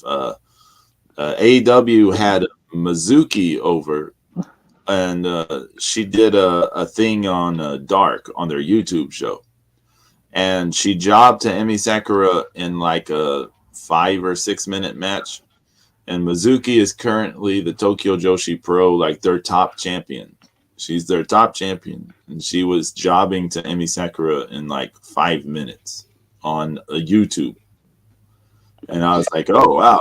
Other promotions, Tony Khan's money. It's the same thing. It's the same thing. Really a good rub out of being on AEW. It's the same thing. How many times we talked about earlier today, right? How the War Machine turned into the Viking Raiders, no longer the War Machine of Impact and New Japan, right? But they're just doing what they're doing. They're going through the motions, right? That money could be life changing. It's the same thing with Tony Khan. It's life changing money. I mean, how many times have you seen Minoru Suzuki show up on AEW TV just a job? Yeah, it's life changing money. Well, I guess I bet you got paid $1 million to show up at TV to job. Every promotion that does cross promotion stuff with AEW, they just job. That's all they do is job. Yeah, but Pedro, someone paid you $800,000 a job. Are you going to job? Fuck yeah, you are. I mean, I'm not going to get in the ring, James. I die. Like just think of how many cornflake mustard sandwiches you can make with that shit. Okay? I wasn't the one who made them.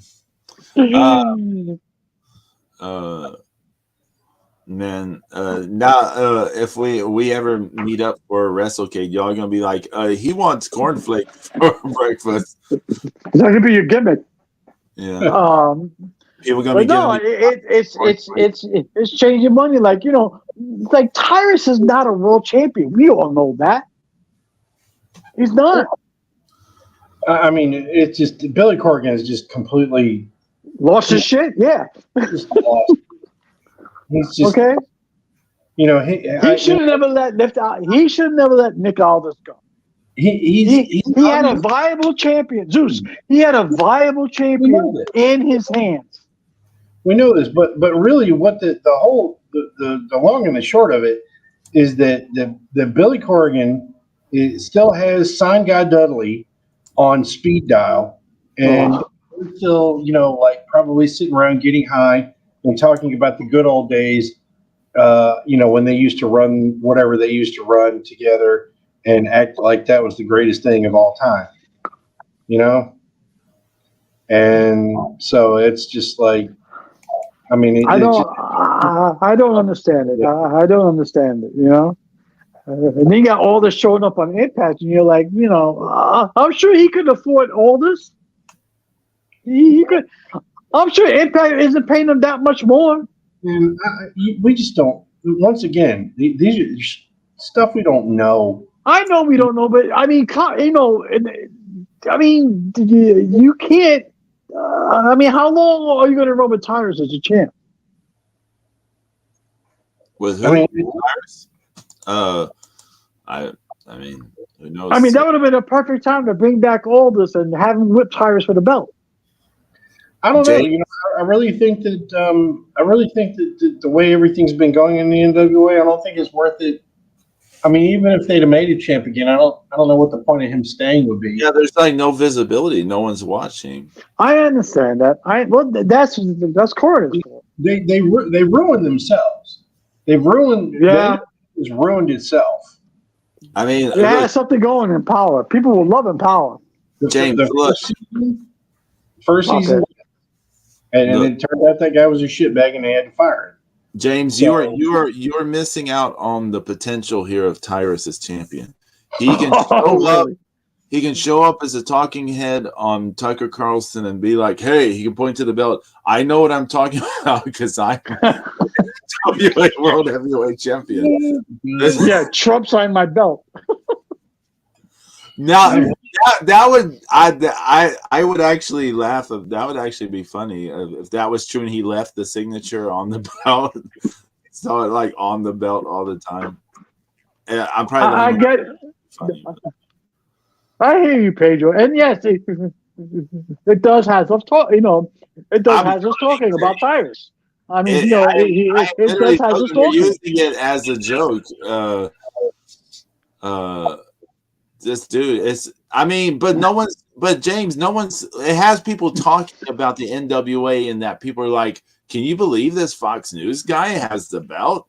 But then, like, no one's watching it. Like, I totally agree, Pedro. No one's watching it. Nobody's watching it. It's not working at all because no one is. It's not translating into eyeballs. Like, it's just. I totally agree. Translating into talk, but it's not translating into eyeballs. So we're also in the, we're post pandemic, right? And they should be back in a studio, like they were before. All those people that were, or I would say the majority of those people probably are not digging this product that's out now. So I think you would have a hard time having, you just, I don't know. I don't think you can recreate that, I mean, it's no, I agree. But what, Zeus, I agree with you at one point. That first season of Power was so good that it had us talking about meeting up in Georgia to go. Yeah. Remember that? Yeah.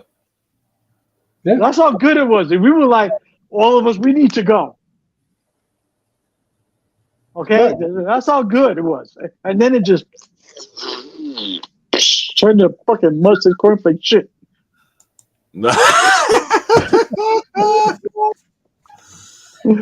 Hey, speaking of mustard cornflake sandwiches, I saw a graphic here about all the matches that Dave Meltzer has given 5 stars in 2023 so far.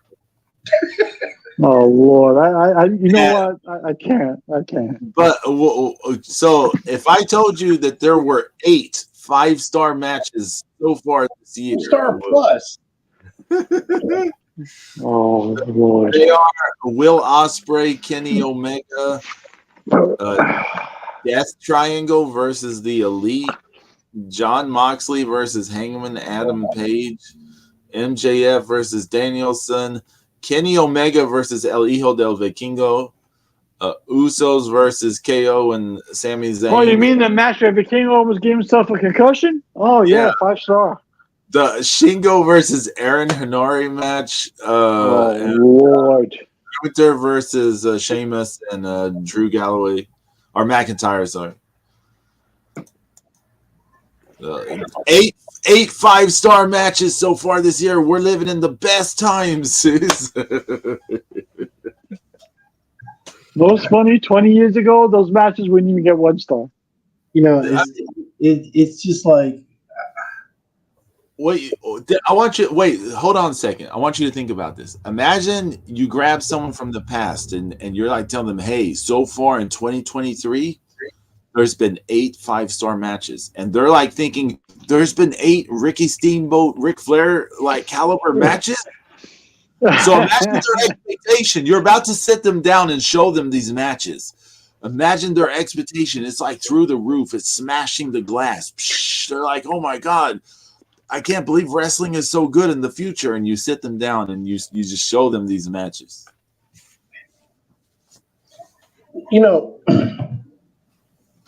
The fact that we've had like matches like remember Bobby Eaton versus Arn Anderson for the TV title. Mm-hmm. You know, we had matches like that, and the thing is I'd rather watch a Mike Jackson match. right. Like, but I mean, like like Bobby and Arn and like Barry Windham and Brad Armstrong, and I mean, there's so many guys that were so much better, proficient at technical wrestling. I mean, hell, even Kerry Von Erich is a lot better than most of these dipshits today. I like Harry Von Erich. I know he had his issues, but I liked him. I liked him too, but I mean, I'm just, he was his own worst enemy. Yeah, if he was around today, though, he would kill it. Well, he doesn't do enough flips. Oh, my bad. You're right, Zeus. My bad. Kerry Von Erich's not going to dive out of the ring. Okay. Yeah, he'll do a discus punch and nobody will sell it. Yeah, ain't gonna work, James. It's gonna have to be a cartwheel discus punch. Can you imagine how hard Kerry Von Erich would hit somebody that no sells his discus punch? I think he would knock somebody's Holy face. shit, Zeus. I could, in my head, when you said that, I could see Omega just kind of doing his cartoony wobble for a moment, then like jump up with a jazz pose and hit his. You see him jump up with a jazz pose, Pedro? Yeah. Like, wow. Doing his twiddly do fingers. He runs in place. He wobbles for a moment, then he runs in place, does a V trigger. I don't know. I don't think he gets that far. I think if he did that, I really think Kerry would sock him in the mouth, and then after being socked in the mouth, apparently, him and the other members of the elite, they decided that's when it's time to run away and cry. After they've. I'm so tired of the elite. I'm done with them. Fuck the Jackson brothers. Like seriously. These guys couldn't have cut it in the heavyweight division of anywhere in the 90s. Brian Bell said then they attacked Kerry's dog. Hey. Oh shit, John! It's fucking Kerry Wick. There was a brawl segment on Dynamite this week. I heard about this and I couldn't believe it. Okay, I couldn't believe it, so I had to take a peek at this. But there's a brawl segment between the Elite and what's the thing with Moxley and Danielson, the BCC. Oh yeah, the Compact Club, the Combat Club, whatever. Yeah, okay. the Blackpool Combat Club. Yeah, I saw that. I saw that picture. They were brawling. Okay, they're having a brawl. Wait, I gotta mention this, James, real fast. I gotta bring this up. Okay. Yeah. Matt Jackson, the older buck, he was doing his consecutive rolling Northern Light suplex spot on the floor in a brawl. Now, I want you to think about having a group brawl, and in the middle of a group brawl, you're like, let's get in this convoluted spot, rolling suplexes. No, Pedro. You missed when the other Jackson, he was trying to hit Moxley with the super kick, and they had to wait for him to set up the super kick 6 minutes. And you see him like fake it, kick. I'm like, wow, that was the longest brawl that actually led to nowhere that I've ever seen. It's horrible. I thought that whole segment, it's such balls. I mean, can you believe it's so easy to do a brawl, right? You just throw punches and shit at each other. You don't and nobody sold. Throw them into shit. Like you don't have to. Pedro, nobody sold. Of course not. He got 17 super kicks to the head, and then he popped up like a punch in the face. Bang. It's horrible. These are guys that clearly need to be punched in the mouth. They need to be fed a cornflake. Then punched in the mouth. And like I don't understand this. I don't understand how AEW works. I mean, I know they're getting paid a shitload of money. But I mean, if you're Bryan Danielson and you're like, I'm not gonna go to brawl, I got kicked 17 times in the face, no solid. Then I'm supposed to come back and just punch you in your lip and you're down for like a 10 count? Come on. Mm. It's like you have to get it to a point where it has to make some kind of sense, right? Or are the fans just throwing everything else out the window, and as long as the faces go over, then we're good. You know, for a bunch of guys who like to cosplay Japanese wrestling and things like that, remember in like old school Japanese wrestling, if like someone threw a closed fist punch, it was like it was like treated like a big deal, and like the person had to be down, like, you know, because it's an illegal blow, right? Yeah. But they don't cosplay that era of Japanese wrestling. They cosplay the DDT era. Blade on the TV club, yeah. Blade on TV club.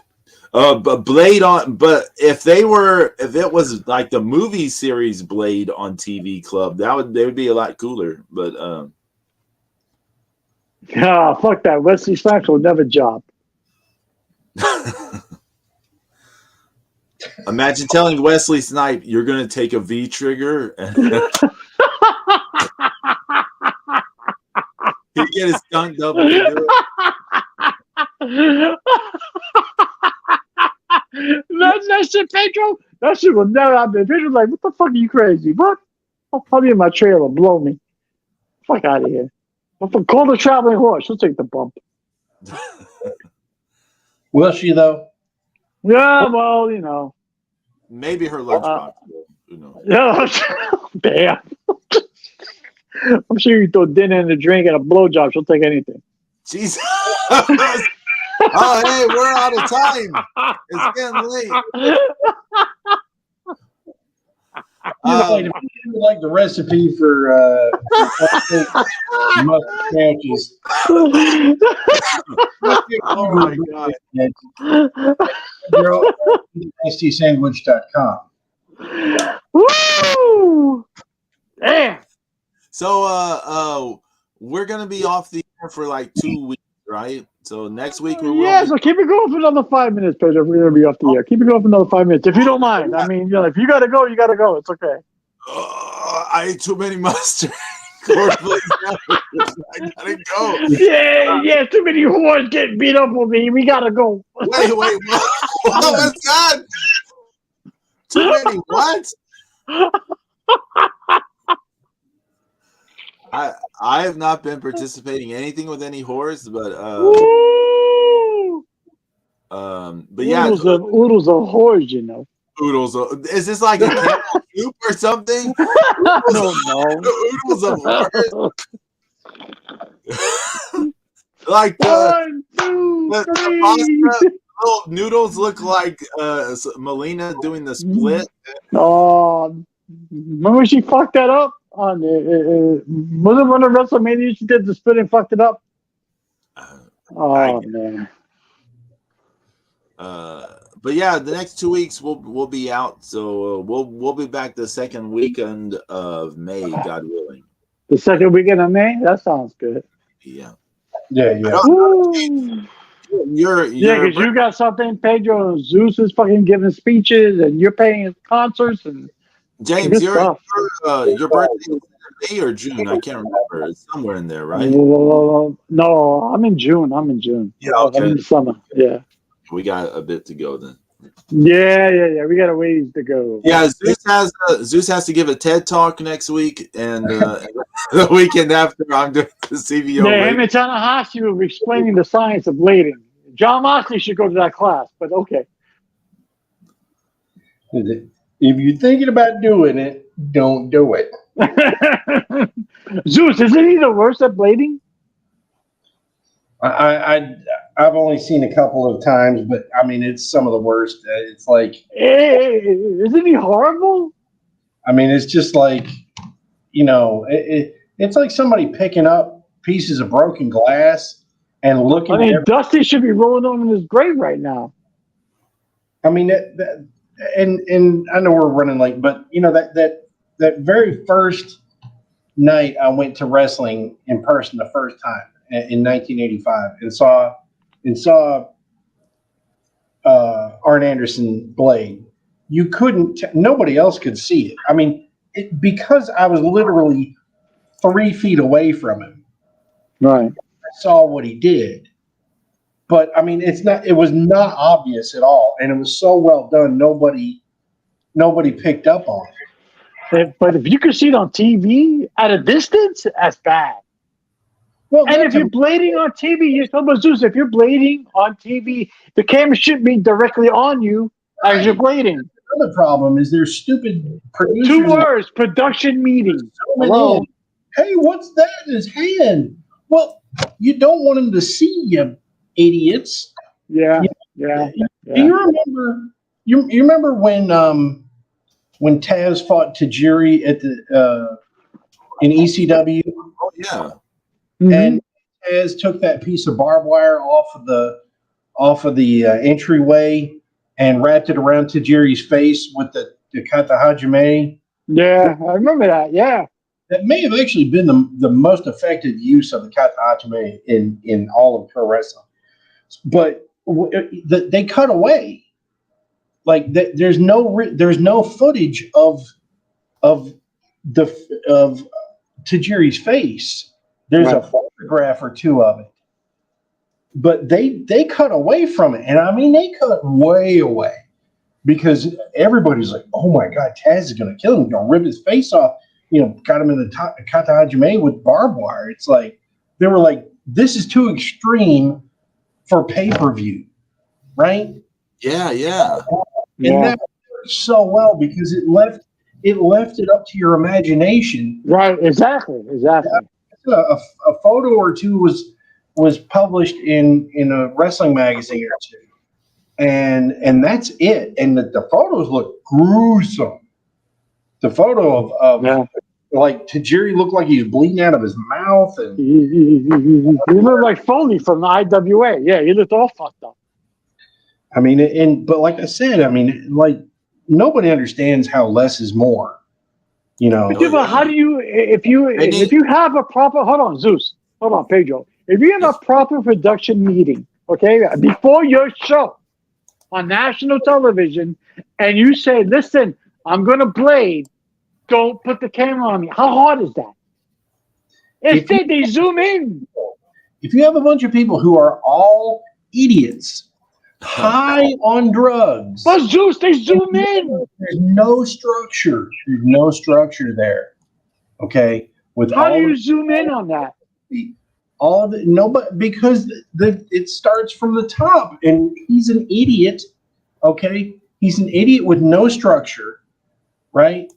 He's been letting things go crazy since day one, and it's really obvious. It's why it's so unwatchable. Horrible. You don't zoom in. Man, I was going to say something. I don't remember what it was.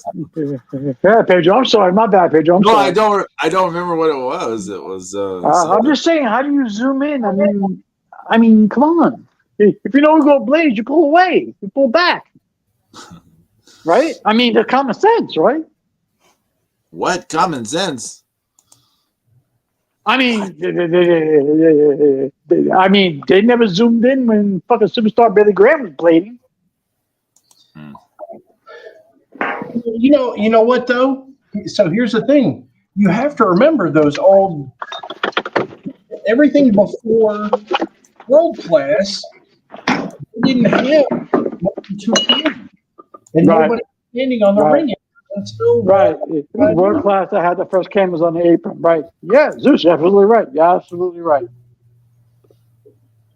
You're absolutely right. Nobody had those cameras in the ring before that. Right? You're absolutely right. Like, and you watch a lot of old school wrestling in the 70s. A lot of times it's just that one camera. It's just that one shot. The whole match.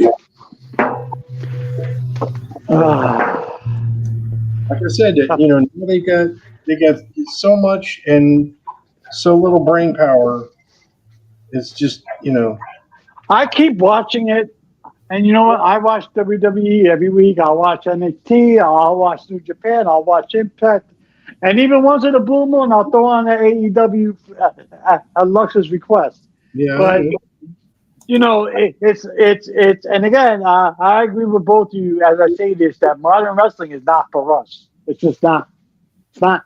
It's just I sit there and I'm like, wow, really, really, and this gets over,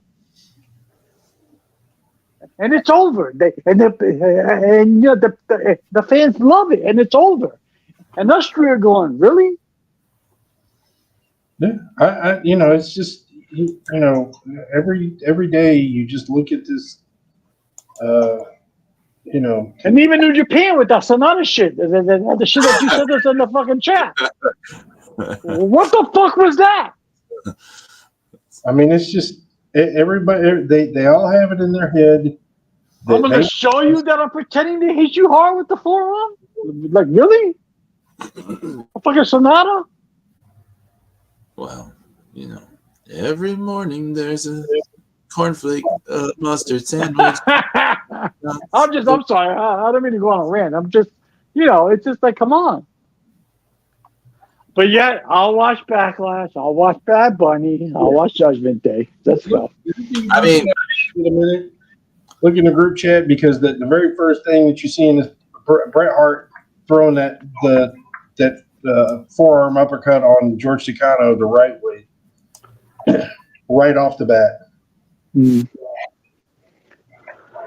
These people, they want the routines. They want the Looney Tunes square dancing, and you know, I mean, that's the perfect analogy you just said right there. It's just the Looney Tunes square dancing. Zeus, Right look at every move being hit here. Look at like the punch, the elbows. Like they all look like they make contact, but we know they're not like blasting each other, right? But you're like, even oh, that he did suplex that. was good. He did Even that. the Yeah, the suplex was good. suplexes are looking good. You like we know the magic trick to suplexes, but they make it look like, oh, he threw him over. Like they make it look like he legit threw the suplex. Even the tombstone that Brett did, it was legit. Although you shouldn't get up from that. I mean, did you see the backbreaker that Brett did? Yeah. Yep.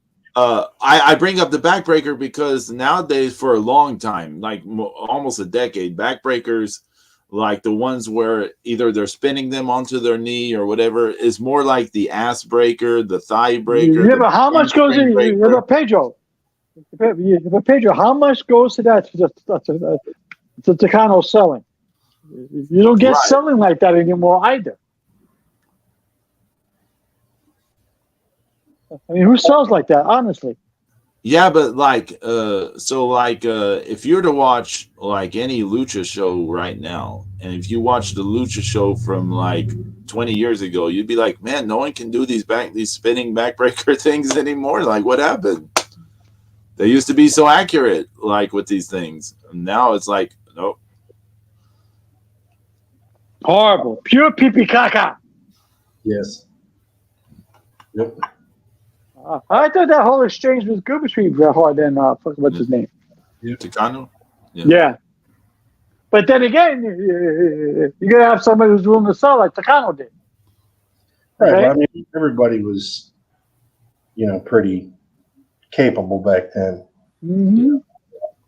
Yeah, but now everybody's worried about getting their spots in.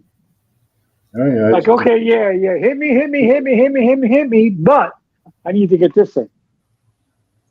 And I mean, like the spinning, like Jesus Christ!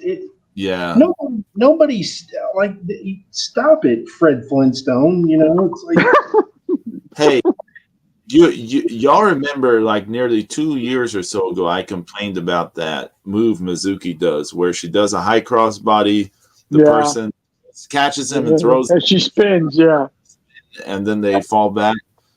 And I don't buy the spin either, Pedro. Yeah. I complained about it back then, and now it's on it made its appearance on AEW content on YouTube, and people were like, oh, this is incredible, this is the most amazing move, and you're just like, but nothing happens. Like, it's more effective to do an actual crossbody than to do that. Like,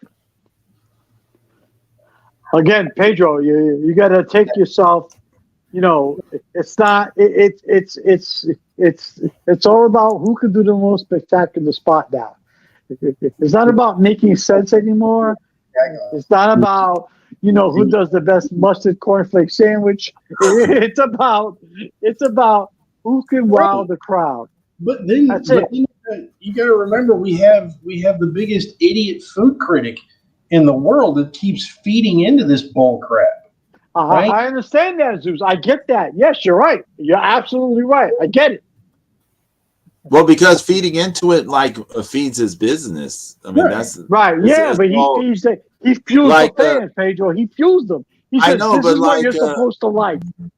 It's but I mean, to me, it's one of those things where I'm always like, we don't really know what his actual opinion is on the matter. Like, we just know what he's saying for keeping the hamsters, moving.